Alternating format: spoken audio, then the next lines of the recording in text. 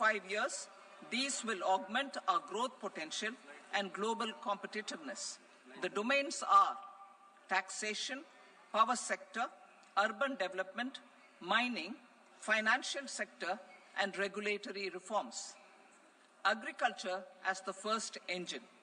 Now I move to specific proposals, beginning with agriculture as the first engine.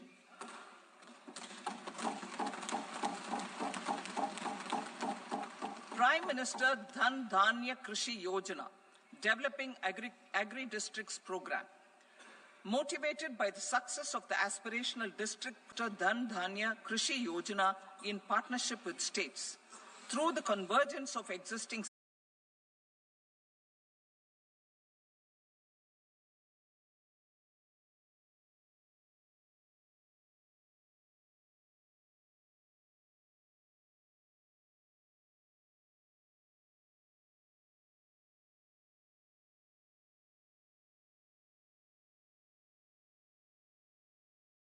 will cover 100 districts, 3.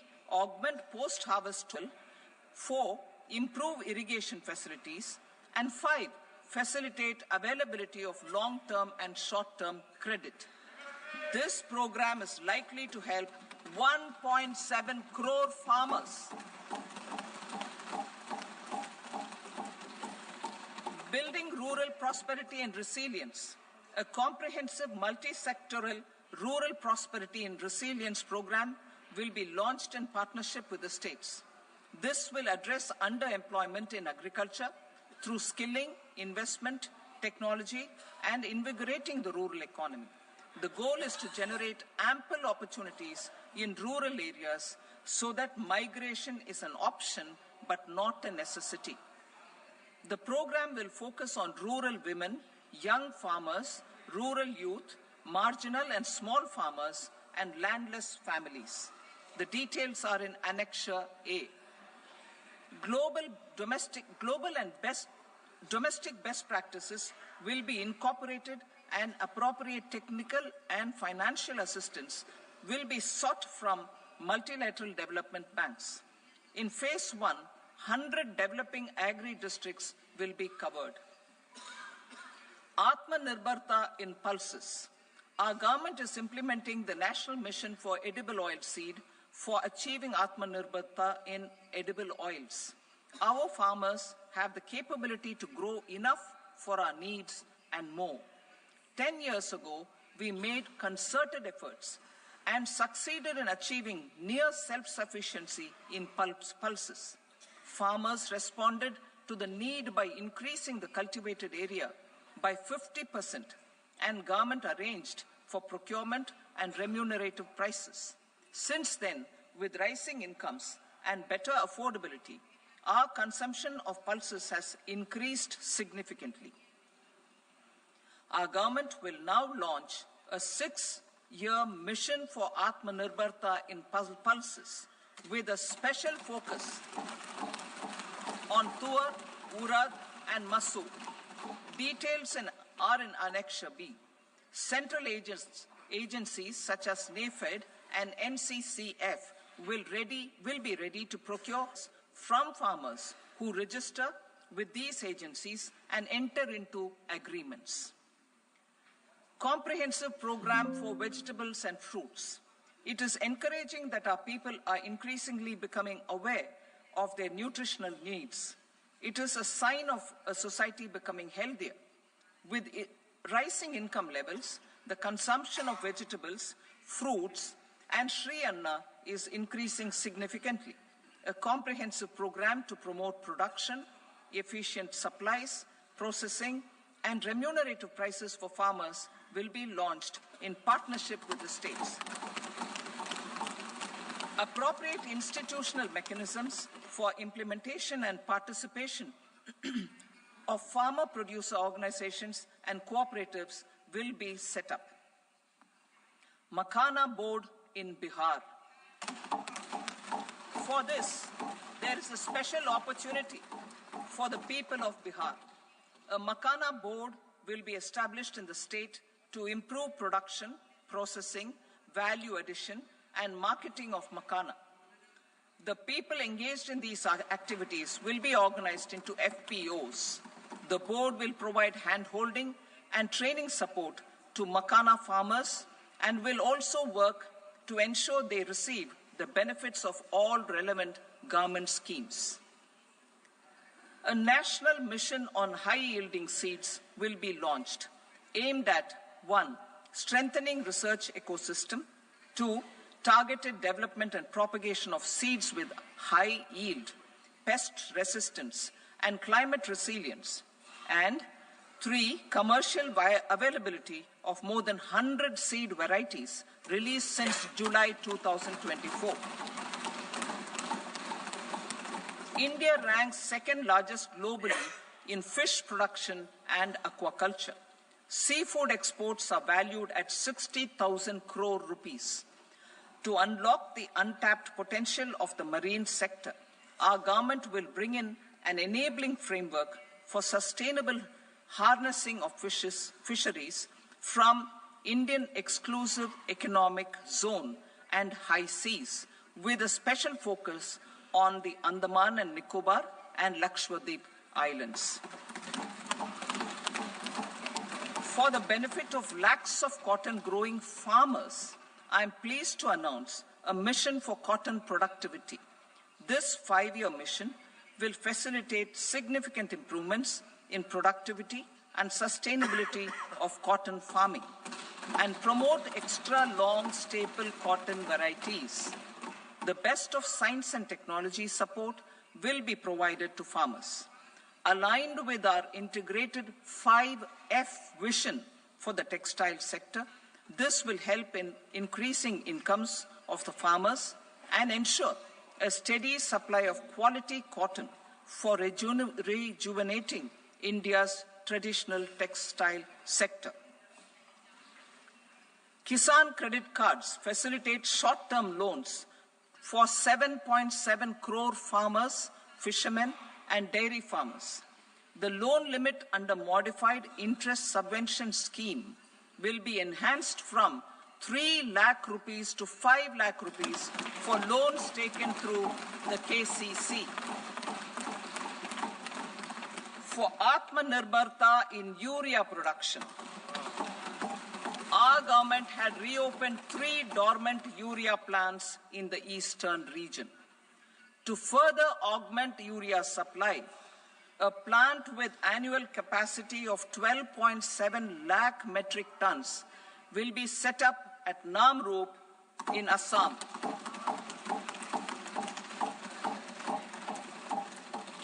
India Post, with 1.5 lakh rural post offices, complemented by the India Post Payment Bank and a vast network of 2.4 lakh Dak Sevaks, will be repositioned to act as a catalyst for the rural economy. Details are at Annexure C. India Post will also be transformed as a large public logistics organization. This will meet the rising needs of Vishwakarmas, new entrepreneurs, women, self-help groups, MSMEs, and the large business organizations. Our government will provide support to NCDC for its lending operations for the cooperative sector. MSMEs as the second engine. Now I move to MSMEs as the second engine, which encompasses manufacturing and services with a focus on MSMEs numbering 5.7 crores. Currently, over 1 crore registered MSMEs, employing 7.5 crore people and generating 36% of our manufacturing, have come together to position India as a global manufacturing hub. With their quality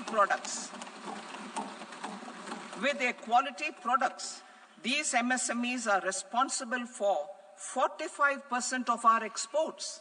To help them achieve higher efficiencies of scale, technological upgradation, and better access to capital, the investment and turnover limits for classification of all MSMEs will be enhanced to 2.5 and 2 times respectively.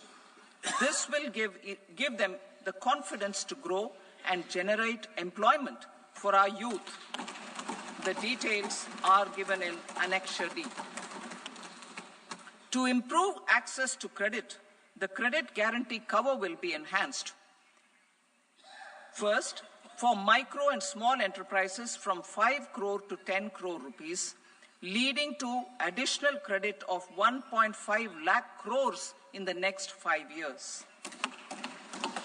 Second, for startups from 10 crore rupees to 20 crore rupees, with the guarantee fee being moderated to 1% for loans in 27 focus sectors which are important for Atmanirbhar Bharat. And for well-run exporter MSMEs, for term loans up to 20 crore rupees. Also for the micro enterprises, we will introduce customized credit cards with a 5 lakh rupee limit for micro enterprises registered on Udyam portal. In the first year, 10 lakh such cards will be issued. Fund of funds for startups. The Alternate Investment Fund, AIFs, for startups have received commitments of more than 91,000 crores rupees. These are supported by the fund of funds set up with the Government of India's contribution of 10,000 crore rupees. Now, a new fund of funds with expanded scope and a fresh contribution of another 10,000 crore rupees will be set up. A new scheme will be launched for 5 lakh women, scheduled castes and scheduled tribes, first-time entrepreneurs. This will provide term loans up to 2 crore rupees during the next 5 years. The scheme will incorporate lessons from the successful Stand Up India scheme. Online capacity building for entrepreneurship and managerial skills will also be organized. Measures for labor-intensive sectors. To promote employment and entrepreneurship opportunities in labor-intensive sectors, our government will undertake specific policy and facilitation measures. To enhance the productivity, quality, and competitiveness of India's footwear and leather sector, a focused product scheme will be implemented. The scheme will support design capacity, component manufacturing, and machinery required for production of non-leather quality footwear, besides the support for leather footwear and products.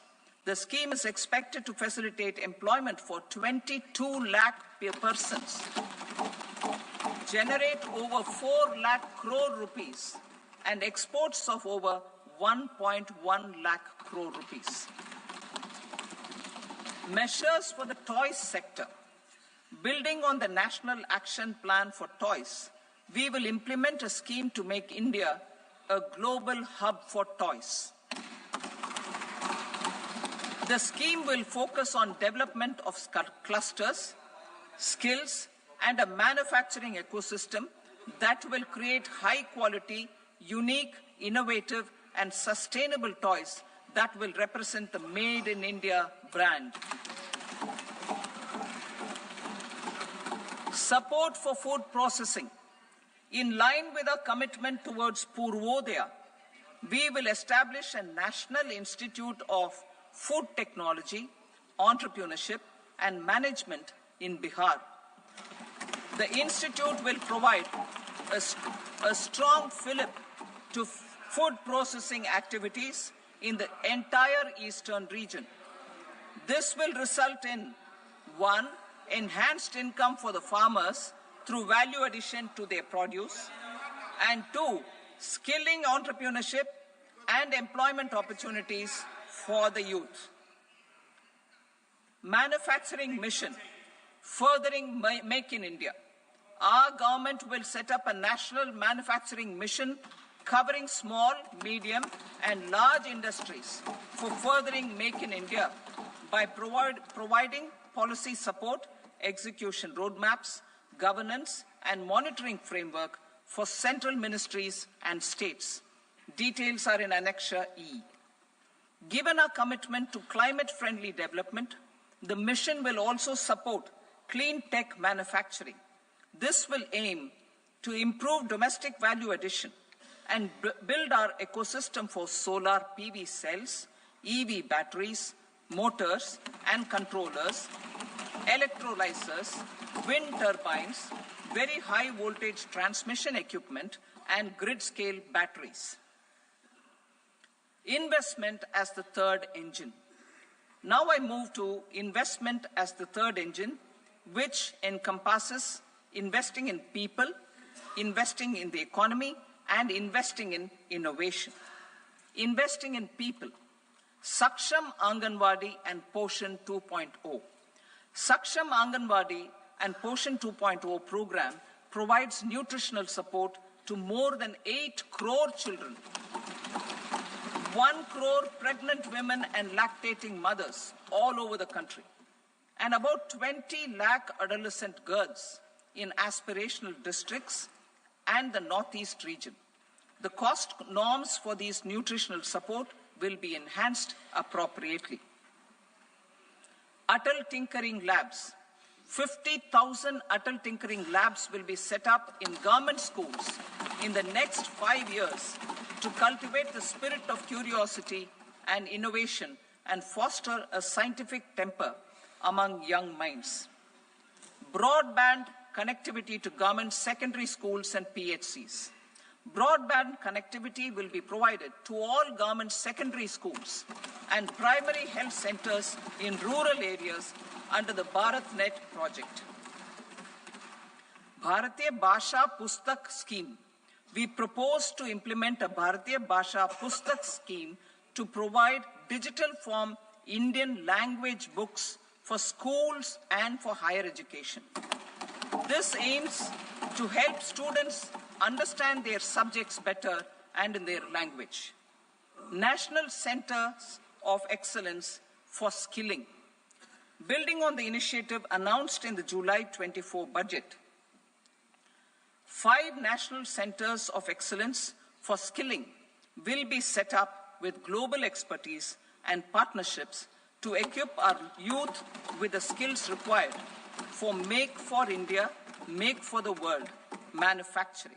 The partnership will cover curriculum design, training of trainers, and a skills certification framework and periodic reviews.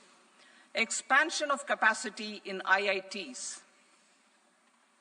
Total number of students in 23 IITs has increased 100% from 65,000 to 1.35 lakh in the past 10 years.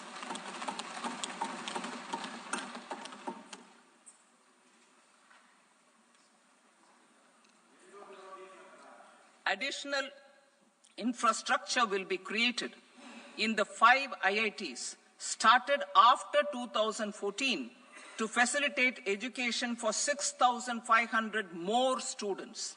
Hostel and other infrastructure capacity at IIT Patna will also be expanded.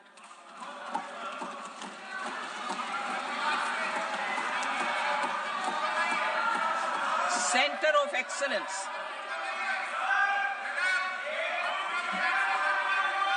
Center of Excellence in AI for Education. I had announced 3 centers of excellence in artificial intelligence for agriculture, health, and sustainable cities in 2023. Now a center of excellence in artificial intelligence for education will be set up with a total outlay of 500 crores. Expansion of medical education. Our government has added almost 1.1 lakh undergraduate and postgraduate medical education seats in 10 years, an increase of 130%. In the next year, 10,000 additional seats will be added in medical colleges and hospitals towards the goal of adding 75,000 seats in the next 5 years. cancer centers in all district hospitals. Our government will facilitate setting up of daycare cancer centers in all district hospitals. 200 centered more than 68 lakh street vendors, giving them respite from high-interest informal sector loans. Building on this success, the scheme will be reimbursed from banks, UPI-linked credit cards with 30,000 rupees limit and capacity building support. Social Security Scheme for welfare of online platform workers. Gig workers of online platforms provide great dynamism to the new age services economy. Recognizing their contribution, our government will arrange for their identity cards and registration on the eShram portal. They will be provided health care under PM Jan Arogya Yojana. This measure is likely to assist nearly 1 crore gig workers.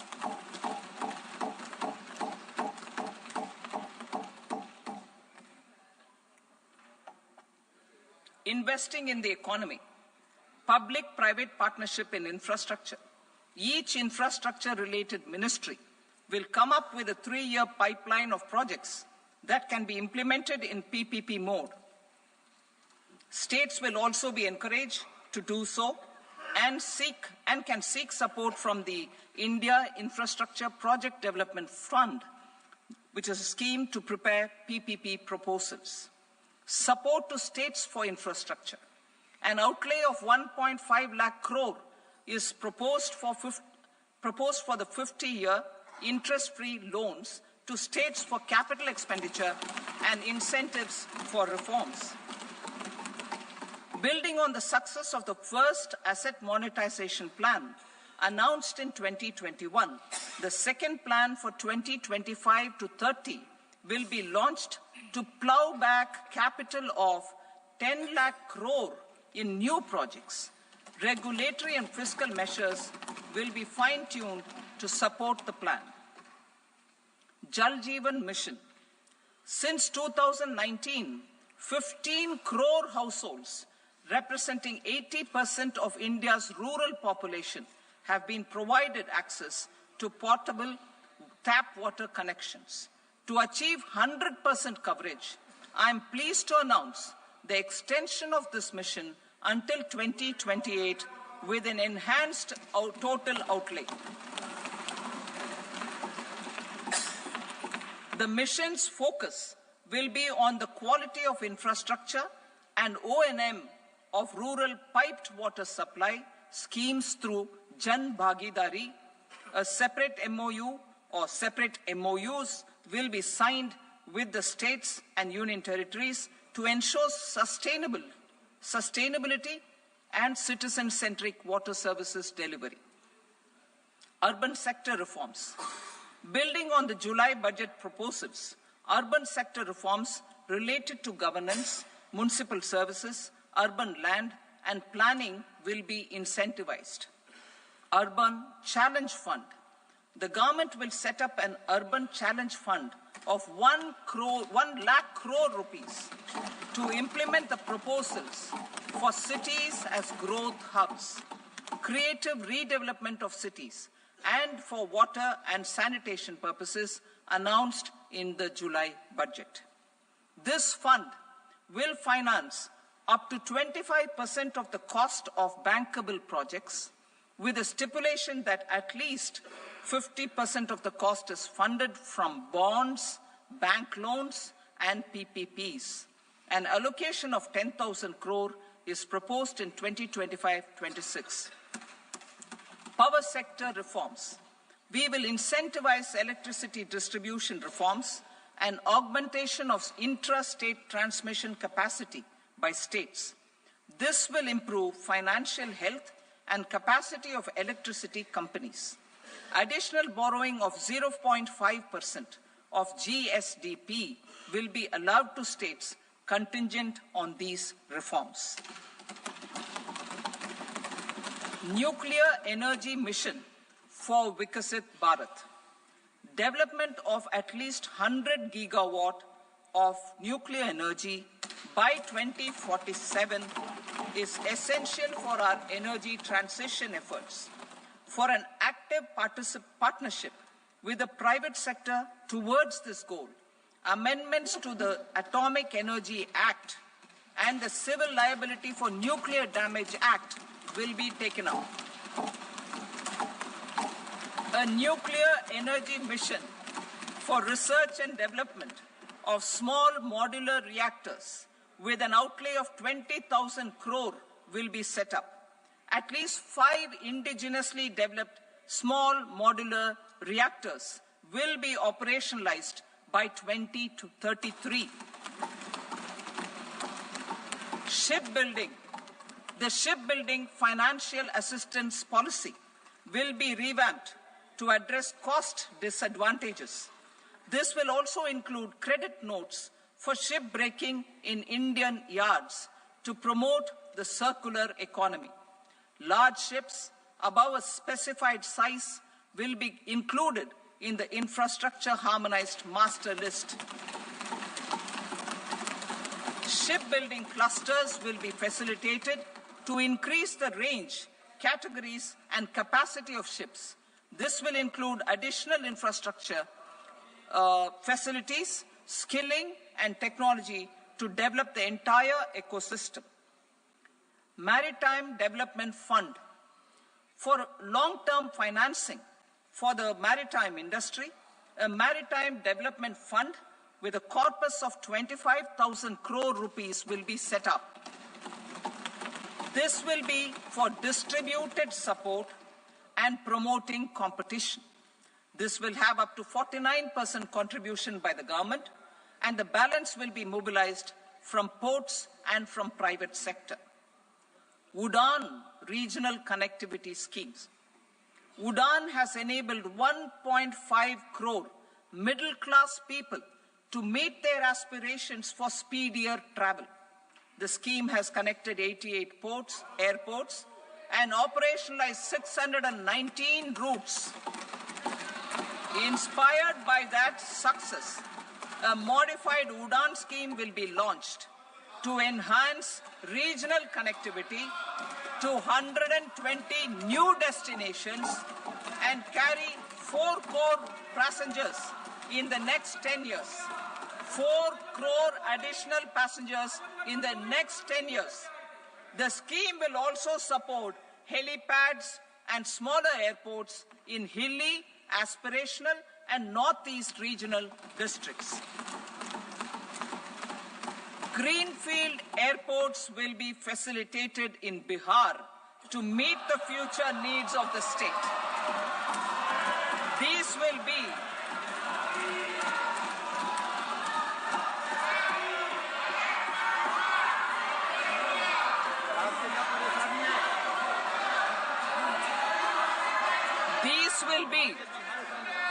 These will be in addition to the expansion of the capacity of Patna Airport and a brownfield airport in Beta. Western Kosi Canal project in Mithilanchal. Financial support will be provided for the Western Kosi Canal ERM project, benefiting a large number of farmers cultivating over 50,000 hectares of land in the Mithilanchal region of Bihar. Mining sector reforms. Mining sector reforms, including those for minor minerals, will be encouraged through sharing of best practices and institutions of a state mining index. A policy for recovery of critical minerals from tailings will be brought out. Under the special window for affordable and mid-income housing, SWAMI, 50,000 dwelling units in stressed housing projects have been completed and keys handed over to home buyers. Another 40,000 units will be completed in 2025, further helping middle-class families who were paying EMIs on loans taken for apartments while also paying rent for their current dwellings. Building on this success, Swami Fund 2 will be established as a blended finance facility with contribution from the government, banks and private investors. This fund of 15,000 crore rupees will aim for expeditious completion of another 1 lakh units. PM Gati Shakti data for private sector. For furthering PPPs and assisting the private sector in project planning, access to relevant data and maps from the PM Gati Shakti portal will be provided. Tourism for employment-led growth. Top 50 tourist destination sites in the country will be developed in partnership with states through a challenge mode. Land for building key infrastructure will have to be provided by the states. Hotels in these destinations will be included in the infrastructure harmonized list. The following measures will be taken for facilitating employment-led growth. Organizing intensive skill development programs. Continuing with the emphasis on places of spiritual and religious significance in the July budget, there will be a special focus on destinations related to the life and times of Lord Buddha. Medical tourism and heal in India. Medical tourism and heal in India will be promoted in partnership with the private sector, along with capacity building and easier visa norms. Investing in innovation. To implement private sector-driven research, development and innovation initiatives announced in the July budget, I am now allocating 20,000 crore rupees for this purpose. A deep tech fund of funds will also be explored to catalyze the next generation startups as a part of this initiative. In the next 5 years, under the PM Research Fellowship Scheme, we will provide 10,000 fellowships for technological research in IITs and IISc with enhanced financial support. The second gene bank with 10 lakh germplasm lines will be set up for future food and nutritional security. This will provide conservation support to both public and private sectors for genetic resources. We will start a national geospatial mission to develop foundational geospatial infrastructure and data. Using PM Gati Shakti, this mission will facilitate modernization of land records, urban planning, and design of infrastructure projects. A Gyan Bharatam mission for survey, documentation, and conservation of our manuscript heritage with academic institutions, museums, libraries, and private collectors will be undertaken to cover more than 1 crore manuscripts. We will set up a national digital repository of Indian knowledge systems for knowledge sharing. Now I move to exports as the fourth engine. We will set up an export promotion mission with sectoral and ministerial targets driven jointly by the Ministries of Commerce, MSME, and Finance.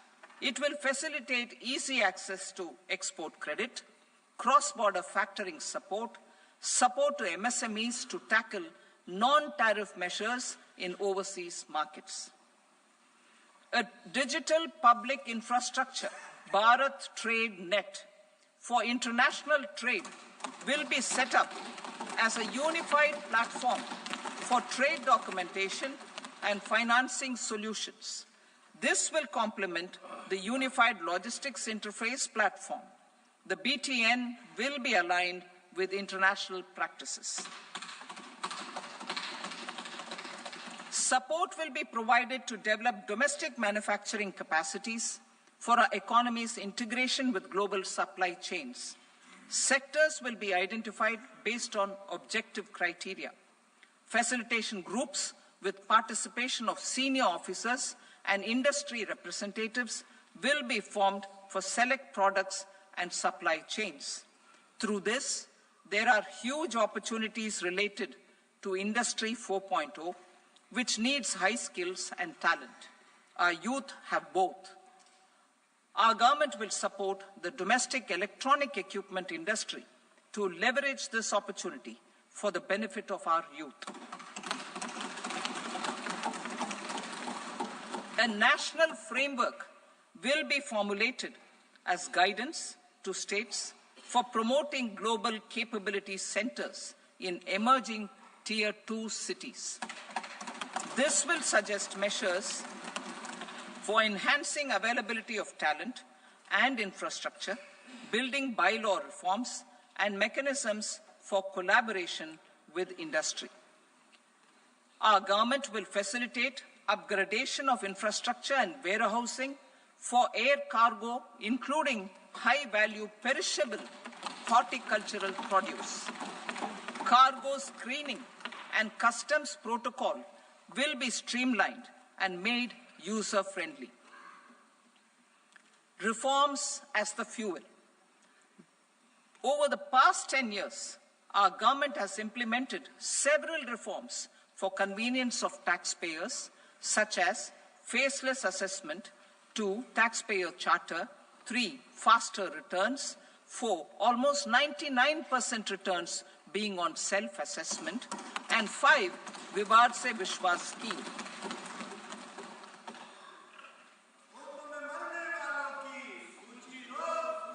Continuing these efforts, I reaffirm the commitment of the Tax Department to trust first, scrutinize later.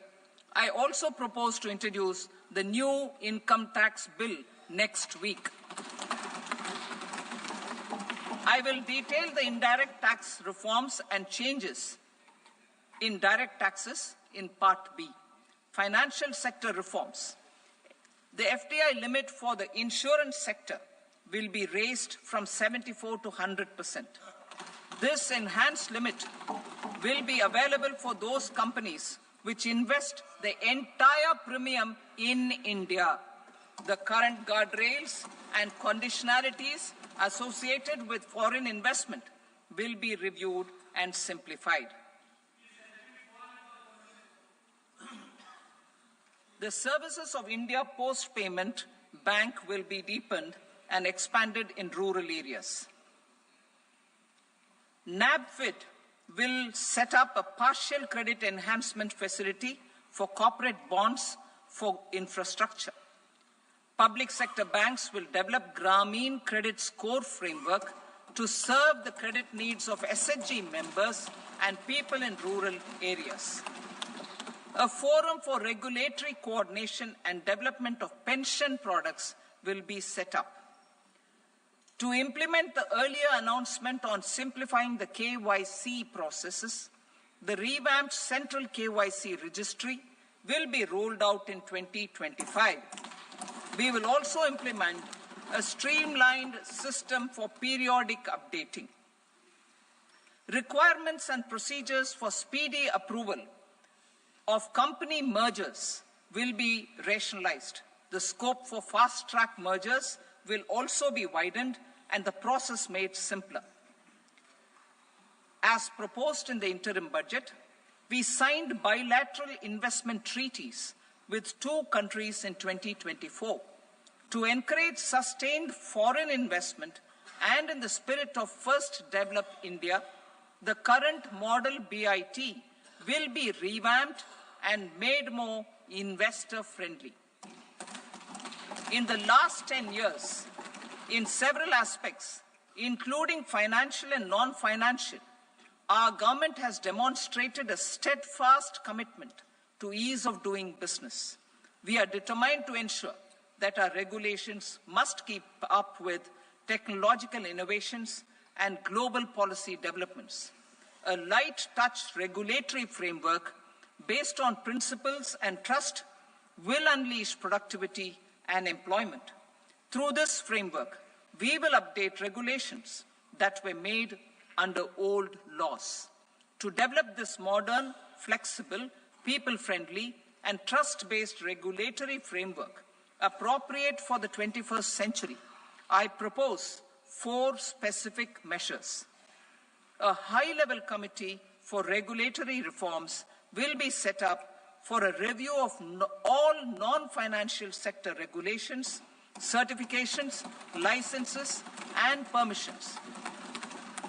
The committee will be expected to make recommendations within a year. The objective is to strengthen trust-based economic governance and take transformational measures to enhance ease of doing business, especially in matters of inspection and compliances. States will be encouraged to join in this endeavor. An investment friendliness index of states will be launched in 2025 to further the spirit of competitive, cooperative federalism. Under the Financial Stability and Development Council, a mechanism will be set up to evaluate impact of the current financial regulations and subsidiary instructions. It will also formulate a framework to enhance their responsiveness and development of the financial sector. In the Jan Vishwas Act 2023, more than 180 legal provisions were decriminalized. Our government will now bring up the Jan Vishwas Bill 2.0 to decriminalize more than 100 provisions in various laws. I now move to fiscal policy. In the July budget, I had committed to staying the course for fiscal consolidation. Our endeavor will be to keep the fiscal deficit each year such that central government debt remains on a declining path as a percentage of the GDP. The roadmap for the next 6 years has been detailed in the FRBM statement. Revised estimates for 2024-25.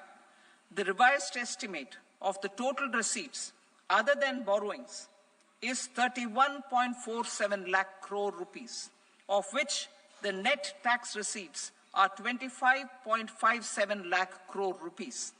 The revised estimate of the total expenditure is 47.16 lakh crore rupees, of which the capital expenditure is about 10.18 lakh crore rupees. The revised estimate of the fiscal deficit is 4.8% of the GDP. Budget estimates for 25-26. Coming to 25-26, the total receipts other than borrowings and total expenditure are estimated at 34.96 lakh crore rupees and 50.65 lakh crore rupees respectively. The net tax receipts are estimated at 28.37 lakh crore rupees. The fiscal deficit is estimated to be 4.4% of GDP. To finance the fiscal deficit, the net market borrowings from dated securities are estimated at 11.54 lakh crore. The balance financing is expected to come from small savings and other sources. The gross market borrowings are estimated at 14.82 lakh crore rupees. I will now move to Part B. Indirect taxes. My proposals relating to customs aim to rationalize tariff structure and address duty inversion. These will also support domestic manufacturing and value addition, promote exports, facilitate trade, and provide relief to common people. Rationalization of customs tariff structure for industrial goods. As a part of comprehensive review of customs rate structure announced in July 2024 budget, I propose to 1. Remove 7 tariff rates. This is over and above the 7 tariff rates removed in 23-24 budget. After this, there will be only 8 remaining tariff rates, including 0 rate. 2. Apply appropriate cess to broadly maintain effective duty incidence except on a few items where such incidents will reduce marginally. 3. Levy not more than one cess or surcharge. Therefore, I propose to exempt social welfare surcharge on 82 tariff lines that are subject to a cess. I shall now take up sector-specific proposals. To provide relief to patients, particularly those suffering from cancer, rare diseases, and other severe chronic diseases, I propose to add 36 life-saving drugs and medicines to the list of medicines fully exempt.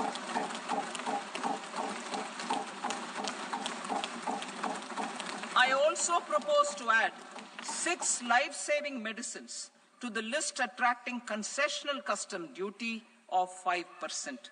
Full exemption and concessional duty will also respectively apply on the bulk drugs for manufacture of the above.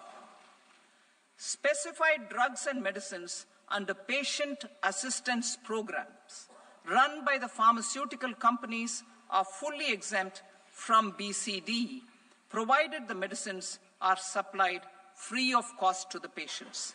I propose to add 37 more medicines along with 13 new patient assistance programs. Support to domestic manufacturing and value addition. Critical minerals. In the July 2024 budget, I had fully exempted BCD on 25 critical minerals that are not domestically available.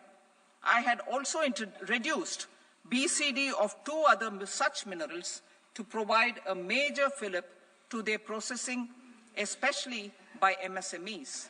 Now, I propose to fully exempt cobalt powder and waste, the scrap of lithium-ion battery, lead, zinc, and 12 more critical minerals. This will help secure the availability for manufacturing in India and promote more jobs for our youth.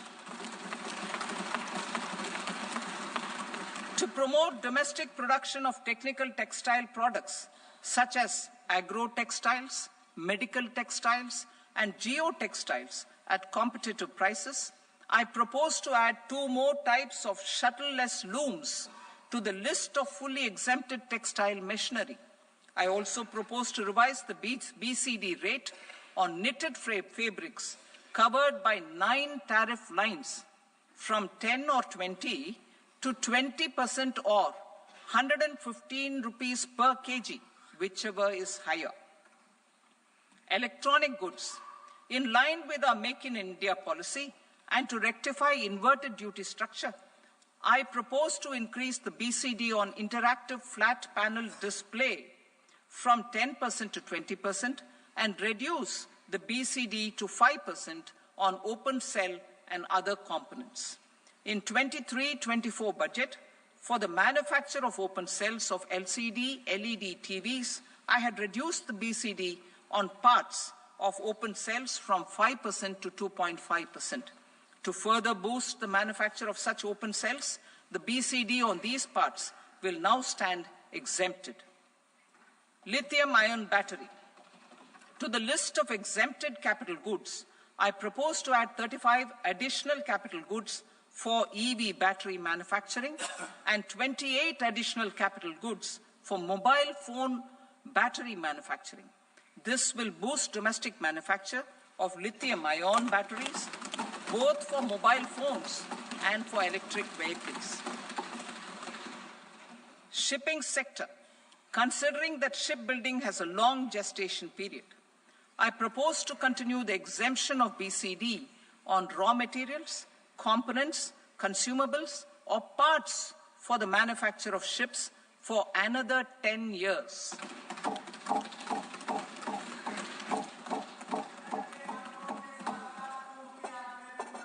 I also propose the same dispensation for shipbreaking to make it more competitive.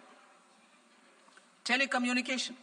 To prevent classification disputes, I propose to reduce the BCD from 20% to 10% on carrier-grade Ethernet switches to make it at par with non-carrier-grade Ethernet switches. Export promotion. To facilitate exports of handicrafts, I propose to extend the time period for export from 6 months to 1 year, further extendable by another 3 months if required. I also propose to add 9 items to the list of duty-free inputs. Leather sector. I propose to fully exempt BCD on wet blue leather to facilitate imports for domestic value addition and employment. I also propose to exempt crust leather from 20% export duty to facilitate exports by small tanners. Marine products. To enhance India's competitiveness in the global seafood market, I propose to reduce BCD from 30% to 5% on frozen fish paste, surimi, for manufacture and export of its analog products. I also propose to reduce BCD from 15% to 5% on fish hydrolysates for manufacture of fish and shrimp feed.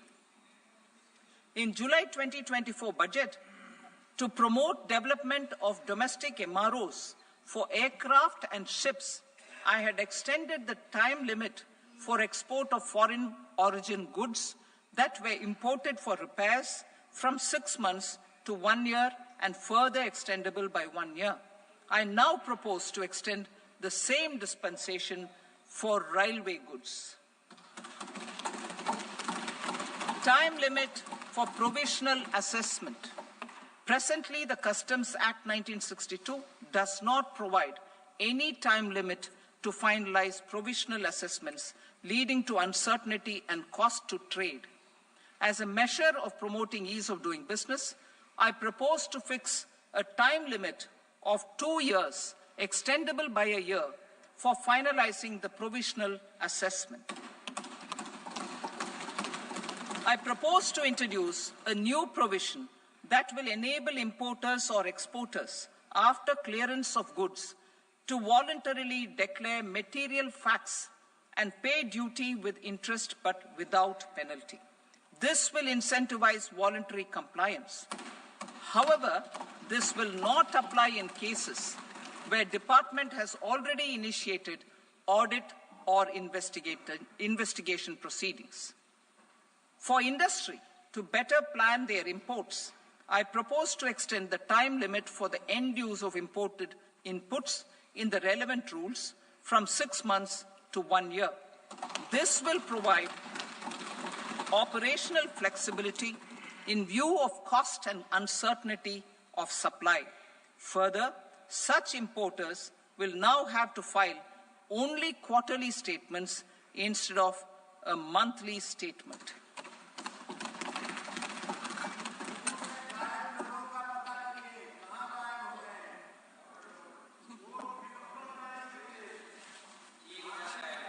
I now come to my direct tax proposals.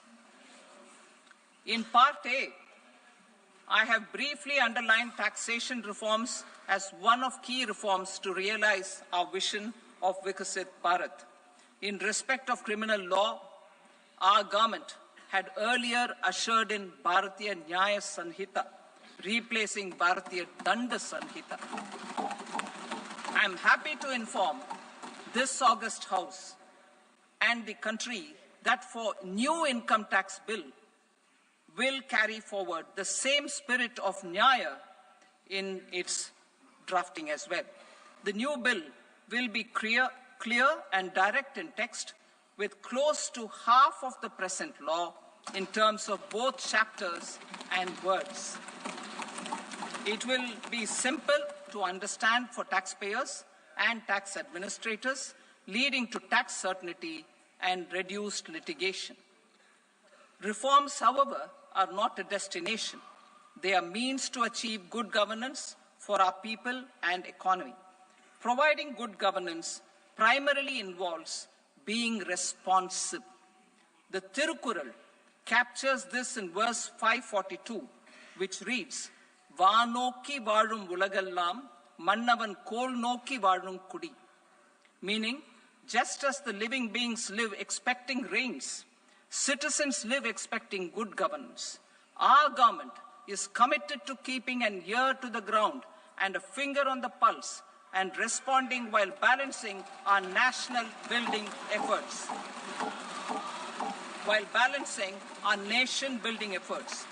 The following measures will detail just how our government will, under the guidance of PM Modi, has taken steps to understand and address. I repeat that sentence, sir. The following measures will detail just how our government, under the guidance of PM Modi, has taken steps to understand and address the needs voiced by our citizens. My tax proposals are guided by this spirit. The objectives of my proposals are as follows. Personal income tax reforms with special focus on middle class.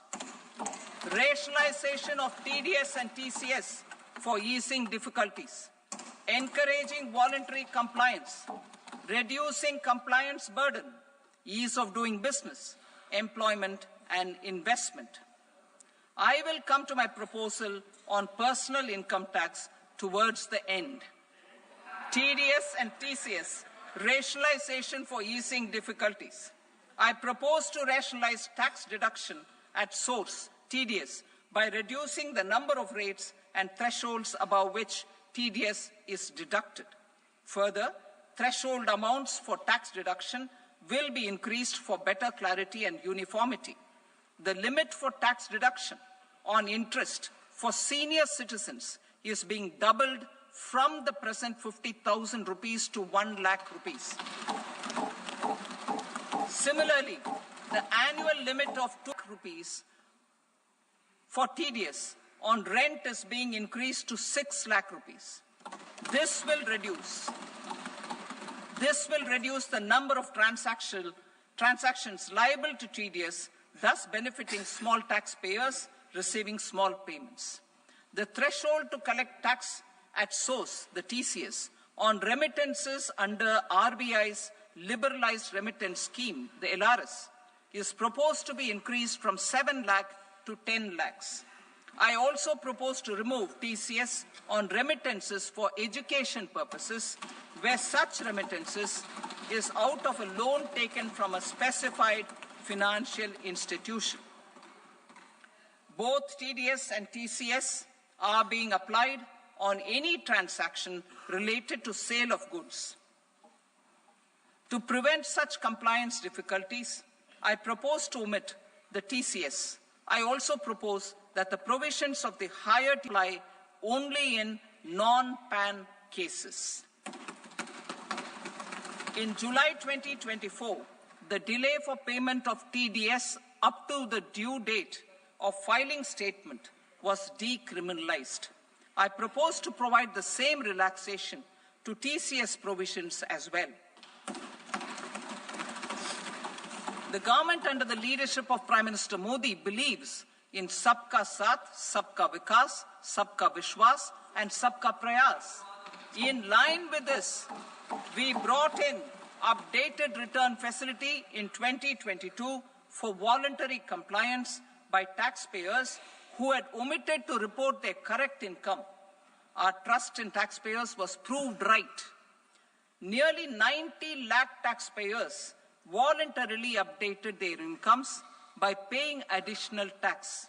Taking this trust further, I now propose to extend the time limit to file updated returns for any assessment year from the current limit of 2 years to 4 years. I propose to reduce the compliance burden for small charitable trusts and institutions by increasing their period of registration from 5 years to 10 years. It is also proposed that disproportionate consequences do not arise for minor defaults, such as incomplete applications filed by charitable entities.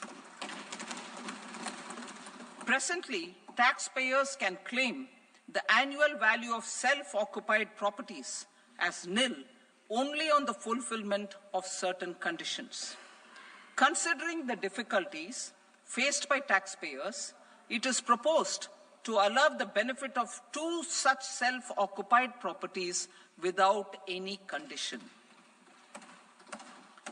To streamline the process of transfer pricing and to provide an alternative to yearly examination, I propose to introduce a scheme for determining arm's length price of international transaction for a block period of 3 years.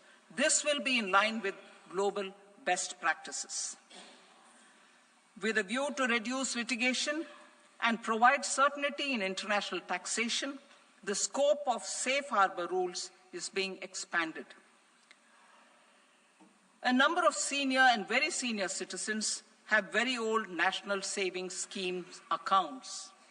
As interest is no longer payable on such accounts, I propose to exempt withdrawals made from NSS by individuals on or after 29th August 2024. I am also proposing to allow similar treatment to NPS Vatsalya accounts as is available to normal NPS accounts subject to overall limits. In my speech in July 2024, I had promised that all processes, including giving effect to appellate orders, shall be digitalized and made paperless over the next 2 years. So I'm happy to announce that digitalization is being made operational now. In July 2024, we brought in the Vivad Se Vishwas scheme to resolve income tax disputes pending in appeal. The scheme has received a great response, with nearly 33,000 taxpayers having availed of the scheme to settle their disputes. I have a few proposals to promote investment and employment. It is proposed to provide a presumptive taxation regime for non-residents who provide services to a resident company that is establishing or operating an electronics manufacturing facility. I further propose to introduce a safe harbor for tax certainty for non-residents who store components for supply to specified electronics manufacturing units. Presently, the tonnage tax scheme is available only to sea-going ships. The benefits of existing tonnage tax scheme are proposed to be extended to inland vessels registered under the Indian Vessels Act 2021 to promote inland water transport in the country. Extension for incorporation of startups. We continue to support the Indian startup ecosystem. I propose to extend the period of incorporation by 5 years to allow the benefit available to startups which are incorporated before 1/4/2030.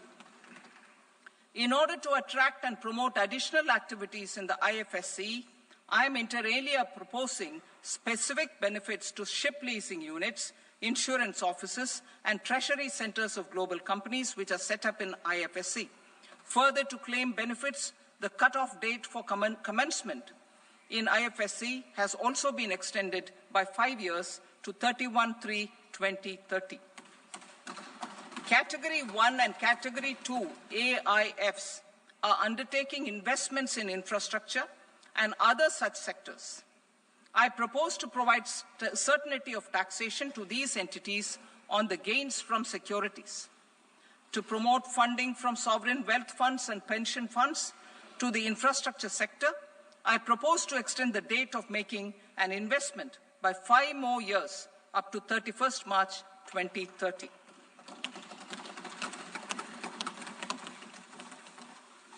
Personal income tax reforms with special focus on middle class. Democracy, demography, and demand are the key support pillars in our journey towards Vikasit Bharat. The middle class provides strength for India's growth. This government, under the leadership of Prime Minister Modi, has always been urging an ability of the middle class in nation building. In recognition of their contribution,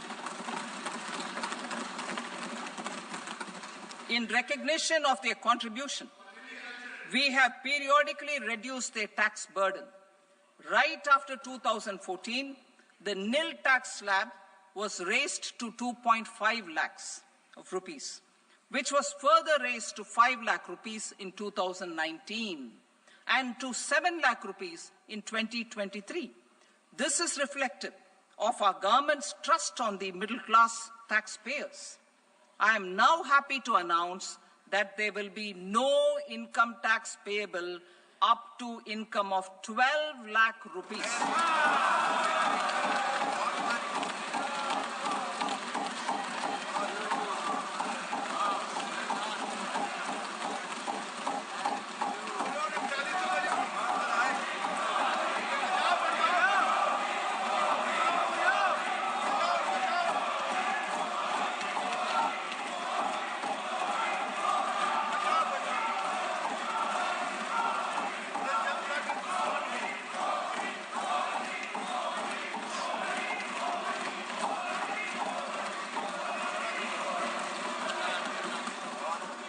So, average income of 1 lakh per month other than the special rate income such as capital gains under the new regime.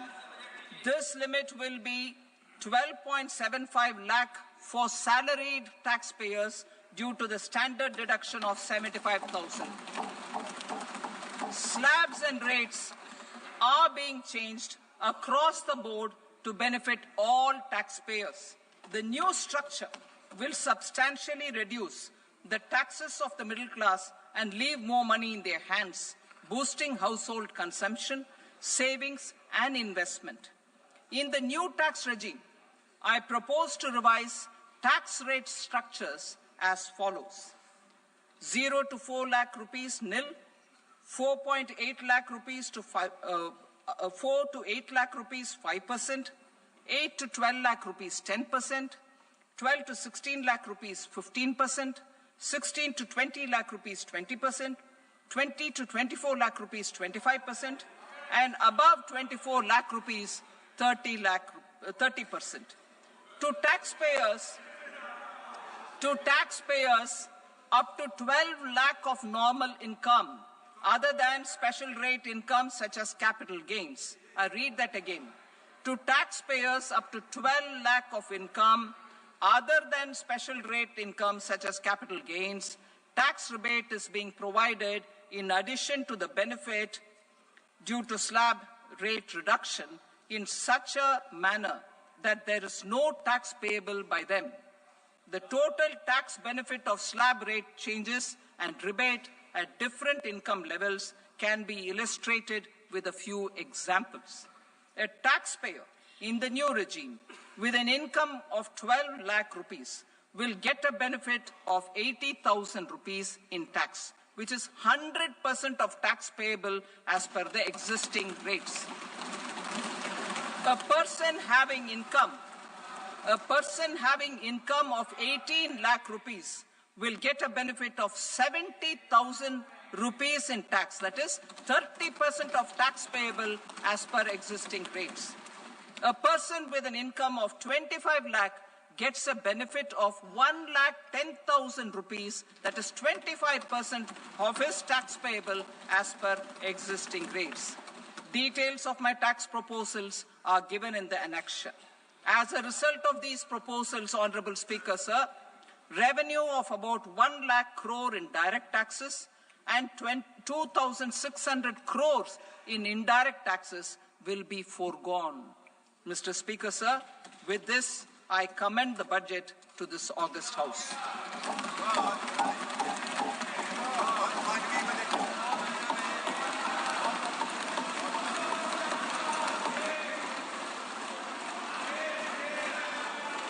Item number 2, Srimati Nirmala Sitharaman. Sir, with your permission, I rise to lay on the table the following statements under Section 3(1) of the Fiscal Responsibility and Budget Management Act, 2003.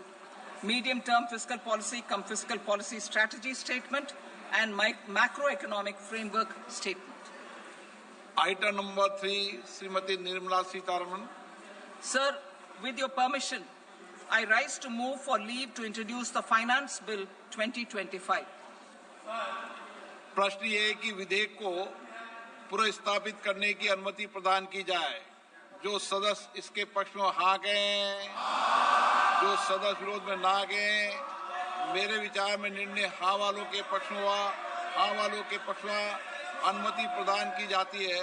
माननीय मंत्री जी अब विधेयक को पुनर्स्थापित करें। Sir, I introduce the bill. Thank you.